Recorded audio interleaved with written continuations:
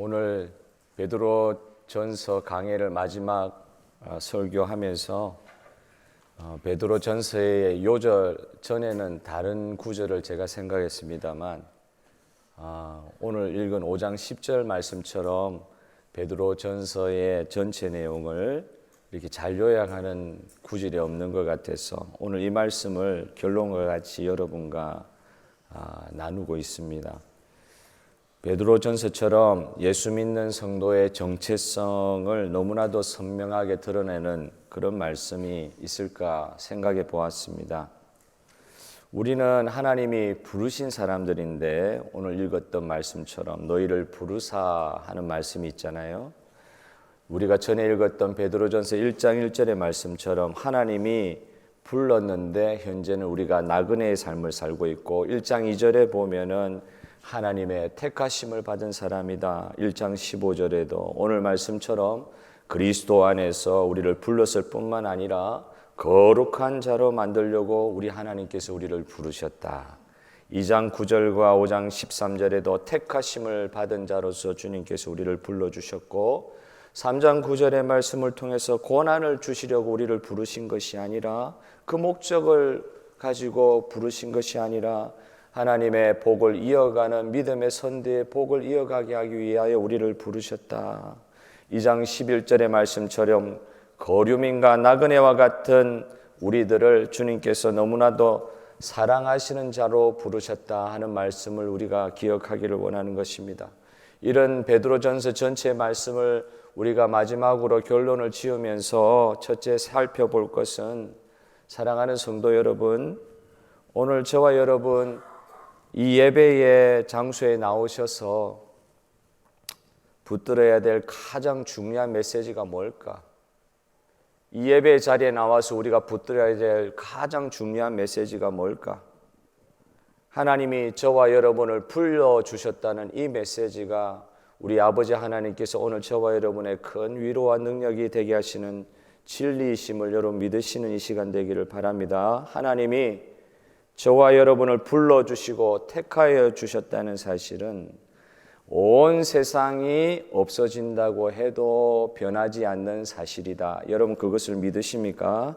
창조주 하나님이 나를 불렀다는 사실 때문에 사람은 절대 변화될 것 같지 않고 절대 하나님께서 원하시는 모습으로 나아가지 않을 것 같아도 창조주 하나님이 나를 부르셨다는 그 사실 때문에 사람은 분명히 변화되게 돼 있다.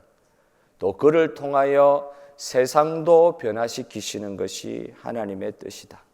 세상은 정신없이 흘러가도 하나님은 아브라함을 부르시고 노아를 부르시고 모세를 부르시고 다윗을 부르시면서 다윗의 이 부르심을 통하여 당신의 놀라운 구원의 사역을 이루어 가신 분이 우리 하나님이시다. 사람을 불러서 세상을 변화시키시는 구원의 사역을 하시는 하나님이 오늘 저와 여러분을 이 자리로 불러주셨습니다. 저와 여러분이 도대체 무엇이 간데 이렇게 특별히 부르신다는 말씀이십니까? 베드로도 부르심을 받았을 때 예수님은 그를 사람 낚는 업으로 만들어 준다고 하셨습니다. 그것이 무슨 말씀인 줄도 모르고 단지 예수님이 부르셨기 때문에 따라 나설 수밖에 없었던 것이 베드로 아닙니까? 베드로는 예수님의 부르심을 받고 나서서 자기 뜻대로 자기를 만들어 가려는 모든 노력을 포기하면서 부르신 예수님의 그 원하시는 삶을 살아갈 수밖에 없는 존재가 되었습니다. 베드로를 하나님께서 변화를 겪게 하시는데 그때까지 자기의 생각했던 한계를 뛰어넘는 변화를 겪게 하시는 거예요. 어부였던 베드로가 오늘 성경을 기록하는 사람으로 바뀔 수가 있었습니다. 하나님이 우리를 부르시면서 삶의 틀을 옮기시기도 합니다. 어부 베드로에게는 전혀 그림이 그려지지 않는 그런 변화를 우리 주님께서 겪게 하여 주셨습니다. 하나님이 넓혀주시는데 자기 자신이 만들어 놓은 한계에 갇혀 있을 수는 없는 것이 우리들입니다. 하나님이 가라고 하시는데 가지 않을 수가 없습니다.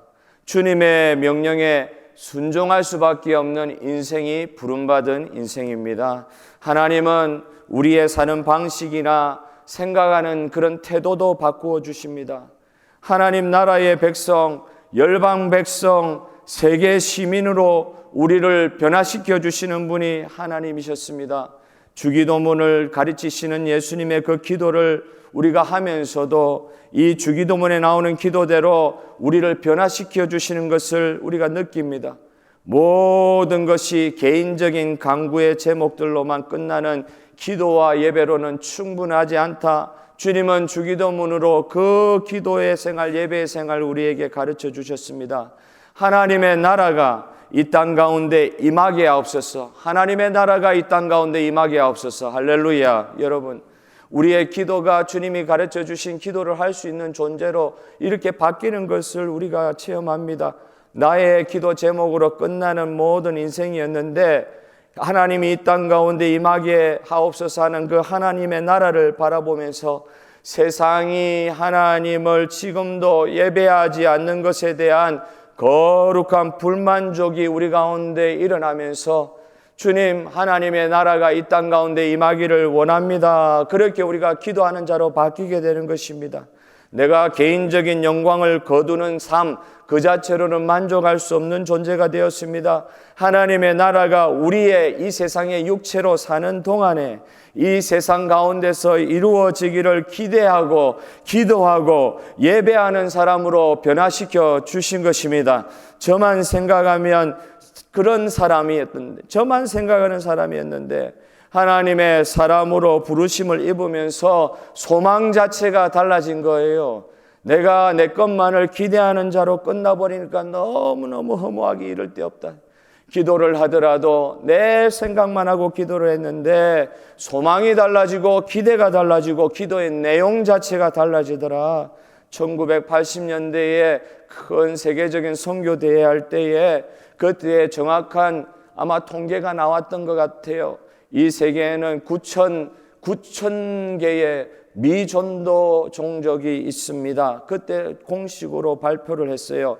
그 대회가 일어나고 나서 2024년에 한국에서 로잔대회가 다시 일어날 것입니다. 그 세계적인 선교대회에서 이렇게 계산을 해보니까 최근까지의 선교대회를 살펴보니까 처음 선교대회가 하고 나서 30년이 흐른 지금까지 그럼 9,000개가 몇 개로 줄었느냐?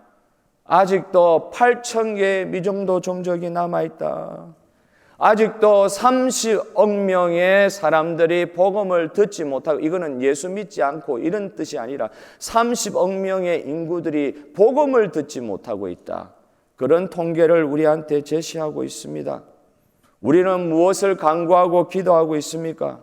바라옵고 믿기는 우리 시드니 중앙장로교회를 다시 일으켜 주셔서 이 복음을 듣지 못한 열방과 아직도 하나님을 예배하지 못하는 이 세상에 대한 거룩한 불만족으로 우리가 일어나서 아직 주님을 알지 못하는 사람들에게 나아갈 수 있는 우리 시드니 중앙장로교회 되게 하여 주시기를 간절히 소원합니다.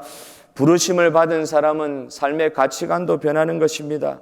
세상은 나그네로 살고 하늘의 시민권을 확보하게 된 것에 대해서 큰 은혜를 받게 됩니다. 모든 것을 세상에서 이런 자리에 거한다 할지라도 우리 구속하신 주님을 만나서 모든 것을 얻게 되었습니다. 할렐루야. 이렇게 외칠 수 있는 생각 자체, 가치관이 변하는 사람이 되는 것입니다.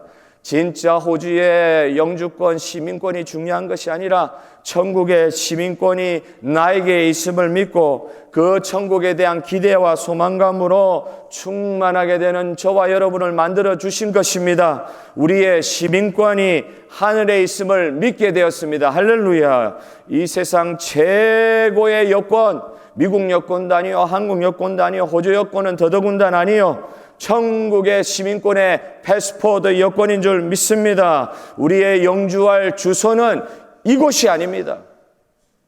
우리의 영주할 주소는 저곳입니다. 이곳이 아닙니다. 예수님이 계신 곳이 우리가 속한 곳이요, 우리가 결국은 갈 곳입니다.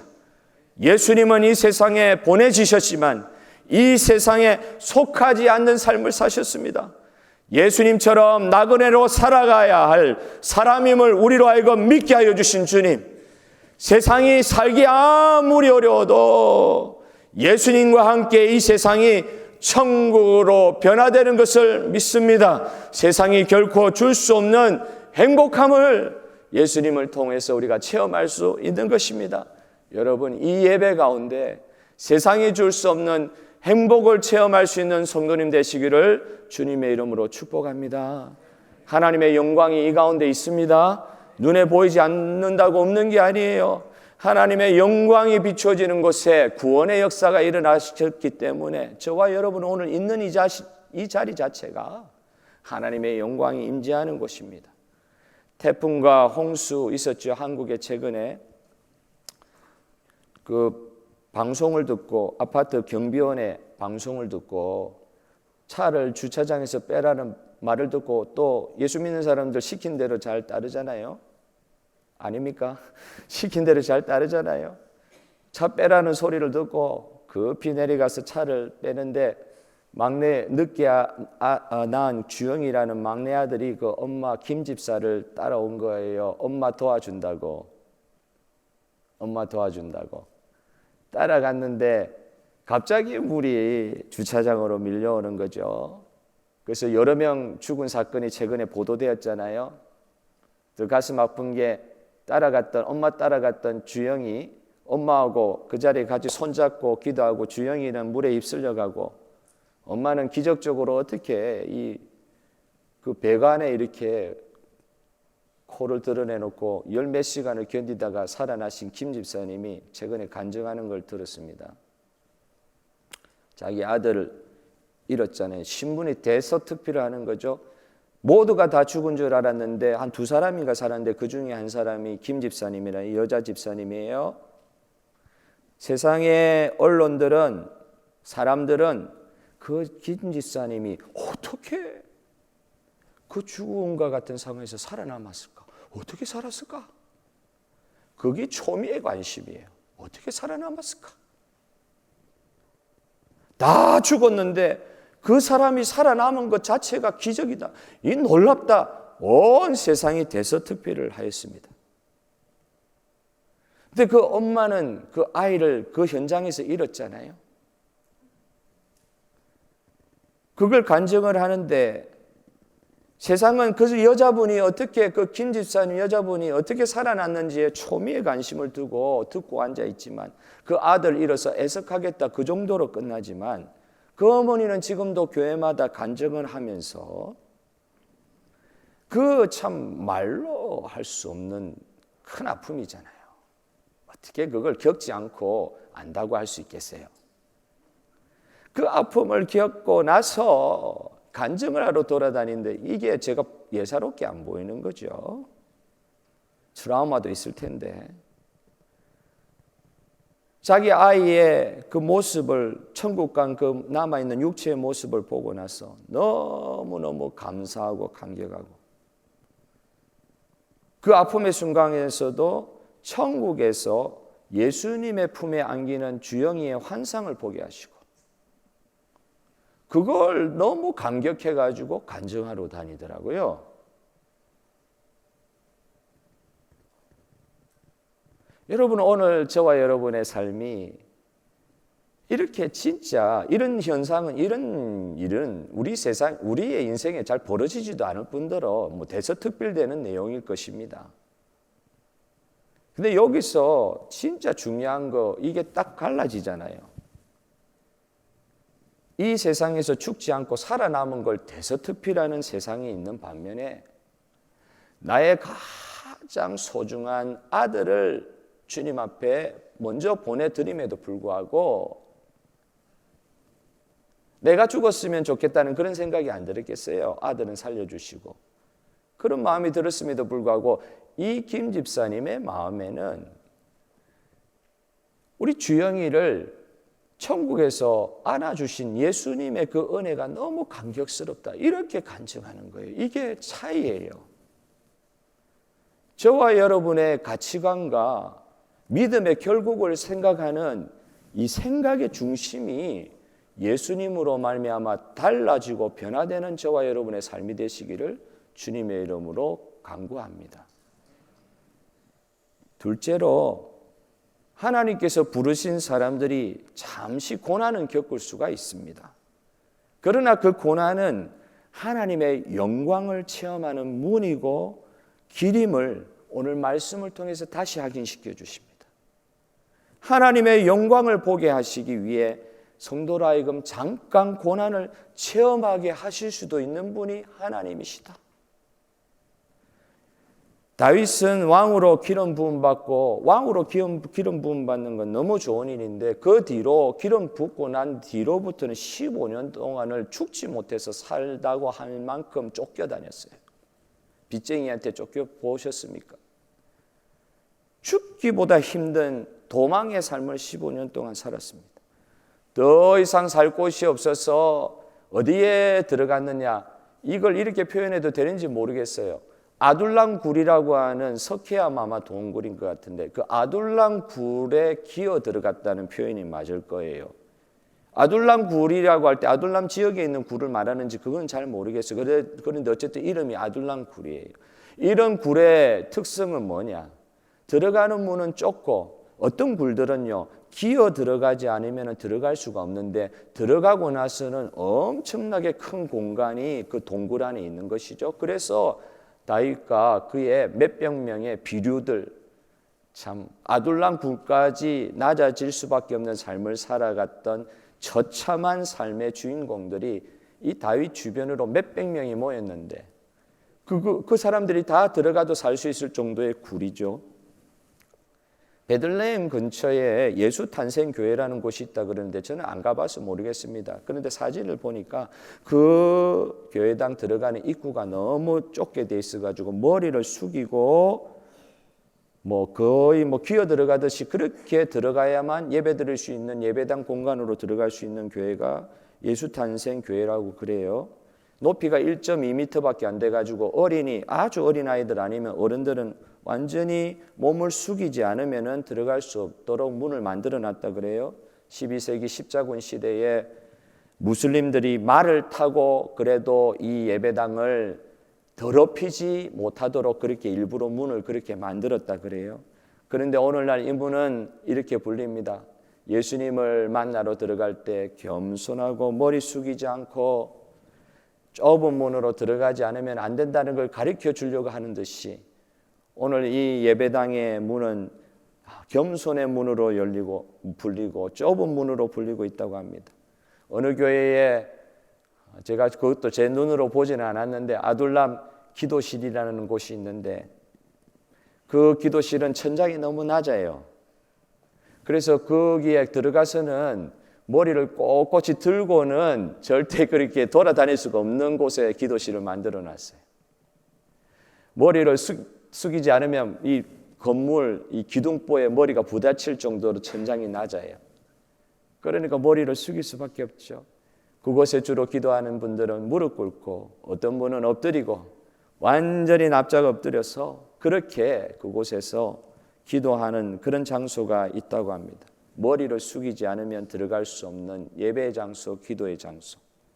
여러분, 예수님은 구원은 좁은 문, 좁은 길이라 말씀하지 않으셨습니까? 그래서 그 길은 많은 사람이 다니지 않는다고 그랬어요. 아둘람 굴의 좁은 입구처럼 성도는 육체로 살아있을 동안에 좁은 문, 좁은 길을 갈 수밖에 없도록 주님께서 또 만들어 주시는 것 같아요. 우리가 기도할 때 우리가 이것을 알아야 된단 말이죠. 나를 둘러싸고 있는 악한 것들, 시험거리들을 제거해 달라고 우리는 꼭 고치셔서, 하나님 나에게 이러시면 안 된다고 당당하게 일어서서 이 문제 해결해 달라고 주님 앞에 이렇게 당당하게 요구하며 기도하는 것이 아니라, 전지전능하신 아버지 하나님이 비록 나에게 좁은 길, 좁은 문을 통과하게 하시는, 고난의 골짜기를 통과하게 하시는 이런 상황 가운데서도 전지전능하신 하나님 앞에서 납작 엎드려 주님의 은혜를 구하는 자로서 서는 이 시간 되기를 바랍니다. 아둘람의 고난과 같은 고난을 통하여 오히려 하나님께서는 오늘 말씀을 통하여 영광을 보게 될 것이다. 사도행전 3장 1절에 아브라함과 이삭과 야곱의 하나님 곧 우리 조상의 하나님이 그 종 예수를 영화롭게 하셨다고 했습니다. 고난을 통해서 영화롭게 하셨다. 영광을 보게 하여 주셨다. 예수님조차도 그렇게 하게 하여 주셨다. 예수님도 그 받으신 고난을 통하여 영화롭게 되시고 영광에 들어가셨다는 이 성경의 표현을 우리는 다른 성경 말씀을 통해서도 많이 볼 수 있습니다. 예수님의 지상의 사역 중에는 하나님께 간절히 기도하시는 장면들이 많았어요. 하나님이신 그분이 왜 간절히 기도하셔야 됐습니까? 스스로 영광을 취하실 수 있는 권세와 능력이 있는 분이셨습니다.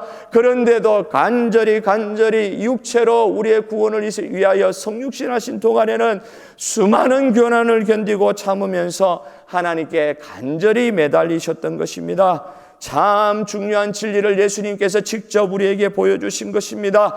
고난을 통해서 영화롭게 되는 일이 예수님을 통해서 증명되었고 우리 앞선 신앙의 선배들을 통해서 증명되었고 저와 여러분들에게 오늘도 베드로전서의 말씀이 선포하고 있는 것입니다. 고난을 통하여 영광을 보게 되었다는 뜻이 무엇일까? 최근에 읽은 큐티 본문 며칠 전에 사무엘하 15장 26절에 압살롬한테 쫓겨가는 다윗의 이야기가 나오지 않습니까? 자기 아들한테 죽지 못해서 쫓겨간다. 이건 사실 죽는 것보다 더 어려운 거 아니겠어요? 배신을 당해 보셨죠? 근데 진짜 사랑하는 아들한테 배신을 당해 보셨습니까? 배신도 그냥 배신이 아니라 아버지 죽이겠다고 달려드는 아들을, 이거 우리가 어떻게 상상을 할 수 있겠어요? 이런 상황에서 쫓겨가면서도 다윗이 하나님을 예배하면서 하나님께 영광을 돌리는 단어들이 나오더라고요. 하나님께서 나로 하여금 이렇게, 다윗으로 하여금 이렇게 기도하게 하신다는 거예요. 하나님께서 나에게 만약 이렇게 말씀하신다면, 하나님이 다윗을 보고 내가 하나님이 너를 다윗을 기뻐하지 아니하신다 하시면 종이 여기 있사오니 선하신 하나님 여기시는 대로 내게 행하시옵소서. 이 사이에 살려달라고 이야기해야 될 것 같은데 상황이 앞으로 일촉즉발 눈으로 보는 상황은 그냥 절벽으로 떨어지는 거예요. 절망의 구렁텅이로 계속 떨어져 나가는 거예요. 그런 가운데서도 하나님은 선하십니다. 하나님은 선하십니다. 하나님은 선하십니다. 당신의 종이 여기 있습니다. 하나님은 선하십니다. 여러분, 이런 상황 가운데 이런 고백을 할 수 있는 것은 그냥 사람의 인정을 구하고 세상에 흘러가는 시류에 따라서 살아가는 사람들에게는 이런 신앙의 고백이 나올 수가 없어요. 다윗은 마지막 쫓겨가는 마치 다음 날 죽을 상황이 된다 할지라도 전심전력하여서 이 순간이라도 육체로 살아있는 동안에 하나님께 영광의 예배를 올려드려야 되겠다. 어떤 하나님이냐? 나를 죽음으로 몰아넣는 것 같은 상황 가운데 그냥 나를 놔두시는 하나님이시라 할지라도 그 하나님은 선하신 하나님이십니다. 제가 우리 고통당하는 형제들에게 제가 무슨 위로를 할 수 있겠어요? 그래도 성경에서 읽은 거는 있어가지고 하나님은 선하십니다. 그 말을 하면서도 제 자신의 마음은 너무너무 어려운 거예요. 너 진짜 하나님 선하신 줄 믿고 그렇게 위로하느냐? 이런 상황이 벌어져도 하나님이 선하시다는 사실을 성도님으로 하여금 붙들으라고 그렇게 권고할 수 있는 너 자신이냐? 자기가 아무리 죽을 상황이 되었어도 하나님의 법궤가, 하나님의 성소가 있어야 될 그 자리 예루살렘에 그대로 모셔다 놓고, 사실은 다윗을 따라 나오는 제사장들이 있었어요. 법궤를 들고 나온 거예요. 다윗, 나는 끝까지 다윗 쫓아갈 겁니다. 착한 사람 사독이 일어난 거예요. 끝까지 다윗이 죽는 순간까지 가도 나는 법궤, 제사장이니까 법궤 지키는 사람 아니에요.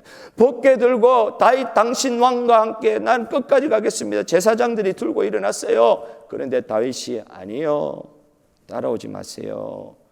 하나님의 법궤, 하나님의 성소는 예루살렘 그 장소에 있어야 됩니다. 하나님이 나를 불쌍히 여겨주셔서 그 예배하는 장소에 나를 다시 돌이키면 감사하거니와, 아까 드린 말씀처럼 하나님께서 나에게 말씀하실 때 나를 기뻐하지 아니하신다고 그냥 나를 내쳐버리셔도 선하신 하나님, 내가 주님 내게 행하시는 대로 그대로 행하시는 선하신 하나님을 믿습니다. 이런 고백을 하고 있는 것이죠. 하나님을 아무리 어려운 상황에서도 하나님을 이용하려고 하지 않는 거예요. 여러분, 어려운 상황을 만나셨어요? 그리고 그 문제를 하나님께서 풀어주셨으면 좋으시겠어요? 예, 하나님은 그런 능력이 있으신 분이에요. 그렇지만도 그 자체가 목적이 되어서는 안 돼요. 이걸 풀어주실 수도 있고 이것을 통해 영광을 거둬주실 수도 있는 전지전능하시고 주권을 가지고 계신 그 하나님을 먼저 찾는 저와 여러분 되기를 바랍니다. 문제 해결이 그게 문제가 아니에요. 그런 문제는 또 생길 수 있어요. 그런 문제는 또 생길 수가 있습니다. 그 문제 해결하는 거 하나님을 이용하여서 우리가 그런 자리로 나아가면 안 된다는 겁니다.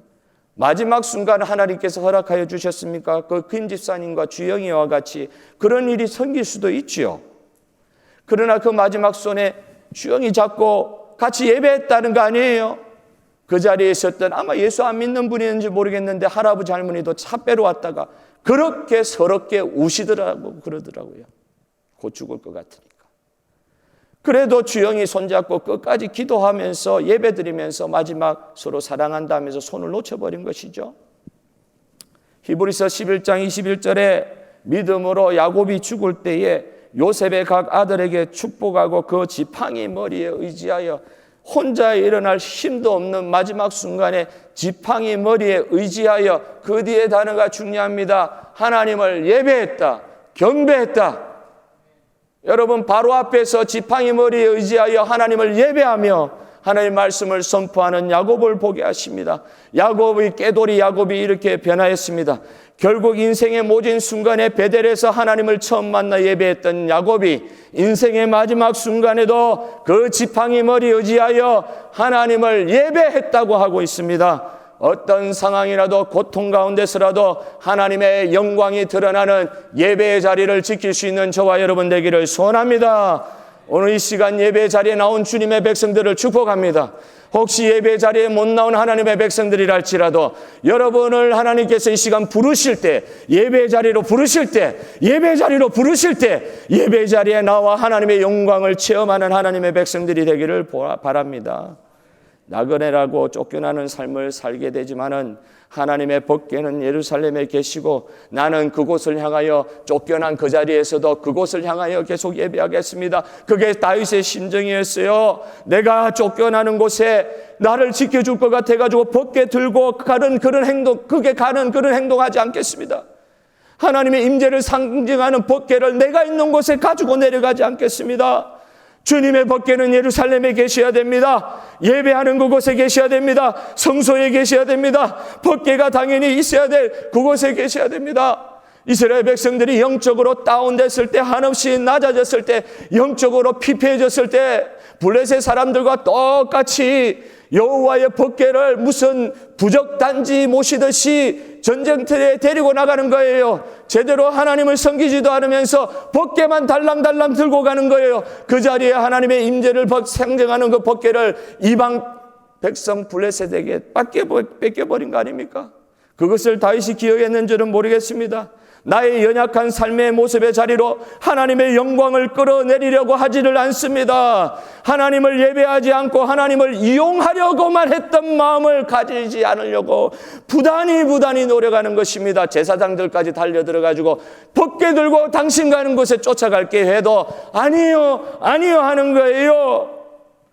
하나님은 만홀의 여김을 받지 아니하시고 우리의 예배를 받으시기에 합당한 분이시지 우리의 삶의 형편에 따라서 우리에게 이용당하시는 분이 아니시라는 말씀입니다. 가볍게 여기심을 받으시는 분이 아니십니다. 하나님은 우리의 온전한 예배의 기도의 대상이시지 우리가 우리의 삶의 수준으로 끌어내리실 수 있는 분이 아니시라는 것을 다윗의 이 마지막 때 이 고비의 순간에도 고백하는 신앙의 고백을 통해서 우리가 엿볼 수 있는 거 아니겠습니까?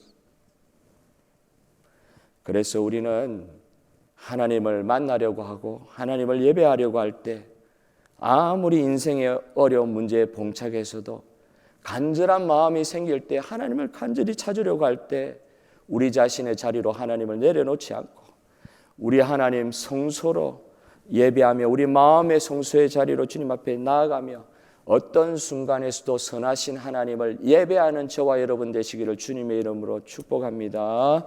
성소를 향하여 나아가게 하여 주시옵소서. 여러분 고통스러우십니까? 고통스러우십니까? 그럼 노래방 가서 기분 풀어가 안 돼요. 어디 용하다는 데 가도 안 돼요. 마사지 받는 것으로 안 됩니다.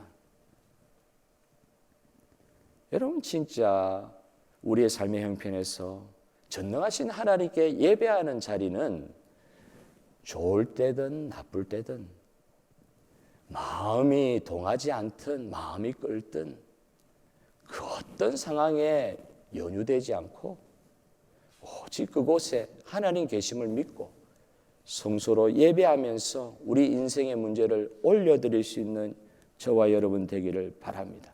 시편 73편 2절에 시편 기자는 솔직해요. 하나님, 나 예배드릴 마음이 안 생겨요. 나는 거의 넘어질 뻔했어요. 내 걸음이 미끄러질 뻔했어요. 세상 사람들이 내보고 막 조롱을 합니다. 그러고도 예배할래? 그래서 내 마음도 그들 말에 동해가지고 이래봐야 소용없는가 아이가. 이래가 무슨 예배 드리는 게 무슨 의미가 있냐. 고통은 끝이 없는데. 그래가지고 그들처럼 내가 말하려고 하는 끝까지 미끄러졌다. 수십 년을 예수 믿었는데 끝까지 미끄러졌다. 세상 사람들의 말에 동요돼가지고 주의 아들들의 세대에 대하여 악행을 행할 뻔했다. 정말 주님 내가 예배드릴 마음이 안 생겨요. 어떻게 할 수가 없어요. 그 자체가 나에게 심한 고통이 되었더니 23절에 하나님의 성소에 들어갈 때에야 내가 이 모든 일의 종말을 알게 되었습니다. 깨닫게 되었습니다.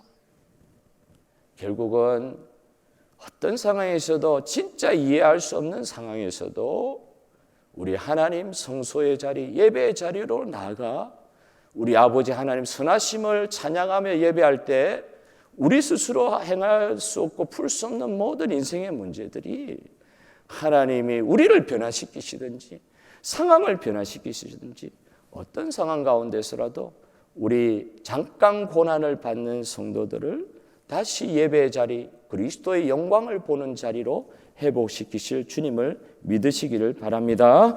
우리의 삶의 현장을 바라보면서도 르비딤 앞에 손들고 기도하는 모세를 상상을 해보십시오. 다 좋은 무기 갖고 있는데 이스라엘 백성들 돌도끼 가지고 나가서 싸우려고 하니 되겠습니까? 그런 르비딤 싸움의 현장, 아말렉과 싸우는 현장에 그냥 바라보고 있으면 그 전쟁 어떻게 감당할 수 있겠어요? 손을 들었습니다. 르비딤 광야를 바라보며 기도할 때 손을 들고 주님만 바라보고 기도하는 것입니다.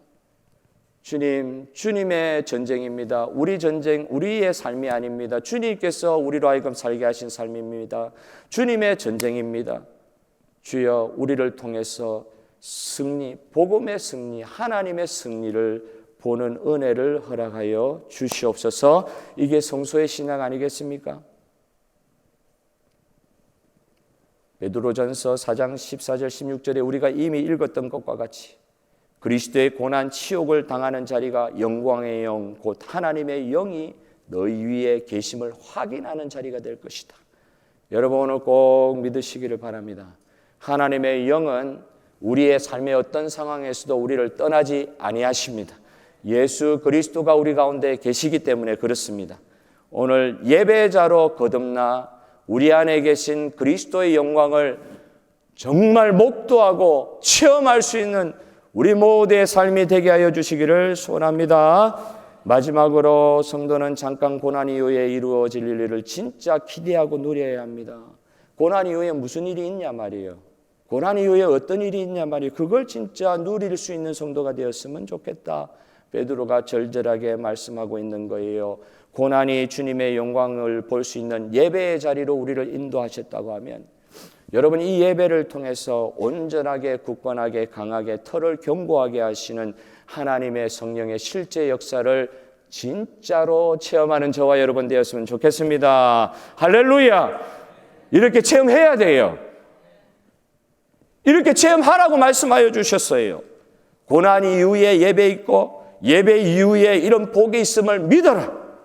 이번 주간에도 이런 믿음으로 실제로 이런 복들을 체험하시기를 바랍니다. 온전하게 굳건하게 강하게 터가 견고하게 되는 영적인 육적인 모든 복을 누리시는 주의 백성들, 예배하는 하나님의 백성들 되기를 소원합니다. 주님이 모든 것을 합력하여 선을 이루신다고 했습니다. 하나님의 최종 목적은 하나님의 선하신 결과입니다. 할렐루야. 잠깐 고난받고는 고생 이후에 트라우마 오면 안 돼요. 고생 이후에 실컷 고난받고 나서 그 고난 때문에 아파하는 그 상처로 트라우마에 사로잡혀 있으면 안 된다는 말이에요. 고생 이후에 예배입니다. 예배 이후에 더가 견고해지는 복을 받습니다. 너무너무 힘들었으니까 그런 고통이 지긋지긋하고 더 어려워질 것 같은 그런 불신앙이 막 사로잡혀 옵니다. 한번 큰 시험을 받으면 다음에는 일어서지를 못할 것 같은 거예요. 다음에도 또 이럴까 봐. 그래서 불신앙하게 됩니다. 회의적인 마음이 듭니다. 불평하는 마음이 예배 이후에도 우리 마음을 가득 차게 되면 이거 하나님 원하시는 거 아니다 말이에요. 아무리 큰 고통 가운데서도 예배를 통해 우리를 변화시키고 나서는 트라우마가 우리를 사로잡지 못하게 하실 주님을 믿습니다. 예배를 통해서 아픈 기억들이 오히려 용서의 기회가 되고 하나님의 마음으로 하나님의 영광을 보는 자리로 우리를 더 높은 자리로 인도하여 주신 주님이십니다. 복음이 필요한 자들에게 하나님의 은혜가 임하여 사망의 권세에서 생명의 기회로 바꾸게 되실 것을 보게 되는 영안도 열리게 되는 것입니다. 고난을 겪지 않았으면 이런 일들을 내가 생각하지도 못했을 것이다. 고난이 나에게 유익이 되었다고 사도 바울 이야기하지 않습니까? 막연하고 근거 없는 얄팍한 희망주의, 희망 고문에 머무는 인생, 아무 소망에 절대 주권자 예수 그리스도를 붙들지도 않으면서도 그냥 잘 될 것이라고 하는 희망 고문, 예수님을 인격적으로 대하지 않으면서도 그냥 잘 될 것이라고 하는 그거 가지고는 안 된다. 세상의 잣대에 머무는 기대와 소망이 아니라 하나님의 나라에 대한 기대와 소망이 세상이 감당하지 못하는, 세상이 우리를 놓아줄 수밖에 없는 믿음의 사람들의 체험들을 하게 하여 주실 것이다. 안 되는 것으로 자꾸 생각하면 안 될 것 같아요. 안 될 것 같아요. 안 되게 하는 것도 저번에 말씀드린 것처럼 마귀가 생각을 집어넣어 주는 거잖아요. 복음으로 안 될 게 뭐가 있어요? 예수님 안에서 안 될 게 뭐가 있어요? 여러분 믿으시길 바랍니다. 안 된다고요? 예수님은 된다 그러는데 왜 자꾸 우리는 안 된다 그래요? 저 사람은 소망이 없다고 왜 그래요? 저 사람은 절대 예수 믿을 사람 아니다. 왜 그래요? 예수님 안에서 안 될 것이 어디 있어요? 안 될 것 같은 어두운 마음에 우리를 머무르게 하는 이런 것들에 빠져있지 말고 하나님의 선하심에 이 시간 마음이 확 바뀌게 되는 성령의 역사를 허락하여 주실 줄 믿습니다. 여러분 믿으시길 바랍니다. 마음이 지금 언짢으시고 어두운 게 있으십니까? 염려와 걱정이 있으십니까? 이 시간 선하신 하나님, 성령 하나님께서 이 순간이라도 우리의 마음을 확 바꾸어 주실 줄 여러분 믿으시길 바라요. 악을 선으로 바꾸신 하나님 찬양합니다. 하나님은 항상 선하시니 우리 하나님은 창조하시며 구원하시는 모험을 스스로 감당하시고 예수님을 통해서 분명히 우리에게 확신시켜 주십니다. 신앙의 진보를 가지는 길은 하나님이 세상을 새 창조하시고 날마다 구원하는 구원받는 자를 더하시는 역사를 하나님의 시각으로 볼 수 있도록 우리의 믿음의 자세를 바꾸어 주십니다. 하나님은 정말 선하십니다. 하나님이 우리의 나그네 삶을 통해 이루실 일을 기대할 뿐만 아니라 매일매일의 삶에서 이 이루실 일에 대해 실제로 체험하고 그것을 또한 세상 가운데 간증하는 하나님의 믿음의 역동적인 결과들이 우리 삶 가운데 일어나게 하실 주님을 찬양합니다. 하늘문이 열려야 하나님의 영광을 보게 될 것인데 지금 이 시간 이 예배 시간에 하나님께서 하늘의 문을 열어주신 줄 믿으시길 바라요. 영광을 보여주신 줄 믿으시기를 바라요. 그 하늘문이 열어져야 우리의 삶에 하나님의 영광으로 채워지고 잠시 고난받고 낭망하는 것이 아니라 어두운 가운데 머무는 것이 아니라 복음으로 새롭게 주님을 의지하며 기쁨과 찬양의 삶으로 변화시키시는 압도적인 하나님의 은혜의 선물을 받아 누릴 수 있는 시드니 중앙장독의 모든 성도 되시기를 주님의 이름으로 축복합니다. 여러분 다 같이 이 시간 찬송가 493장 우리의 앞으로 가야 될 길을 바라보며 좁은 길도 가겠습니다. 좁은 문도 통과하겠습니다. 주의 은혜를 베풀어 주시옵소서.